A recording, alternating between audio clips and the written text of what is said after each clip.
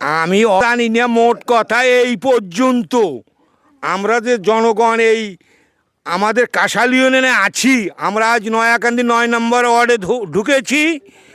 আমাদের এখানে যে বিরুদ্ধ পার্টির কোনো এজেন্ট থাকবে তাও খুঁজে পাচ্ছি না। অতএব আমাকে সেলিমুজ্জামান সেলিমকে গোপালগঞ্জ ১ আসন থেকে আমরাই নির্বাচিত করব। গোপালগঞ্জের ১ আসন যদি আমরা নিতে পারি তাহলে জনাব রহমানের কাছে একটা প্রিয়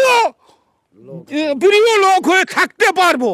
এবং আমাদের জোর দাবি এই নবীন নেতাকে অবশ্যই যেন একটা মন্ত্রী পদ দেওয়া হয়, যেহেতু গোপালগঞ্জের ১ আসন নীলিপার আর ভবিষ্যতে আর কোনো পার্টি বোধহয় থাকবে না, এ আশা ব্যক্ত একযোগে সেলিম ভাইকে বিপুল ভোটে জয়ী করতে পারি, সেই আশাই ঈশ্বরের কাছে প্রার্থনা করছি।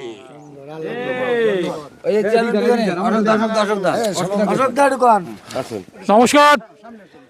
আজকে নির্বাচন প্রচারণায় আমরা কাশাল ইউনিয়নের ৯ নং ওয়ার্ডে চলে আসছি। আমাদের অসাম্প্রদায়িক চেতনায় বেড়ে ওঠা সেলিম ভাই, যিনি মহামাটি মানুষের নেতা, যার কাছে আমরা অনেক আগ থেকেই তার সেই নির্বাচনী প্রচারণা, শুধু অন্য অন্য সময়ে তিনি আমাদের এই মাটির মানুষের সাথে মিশে থাকেন।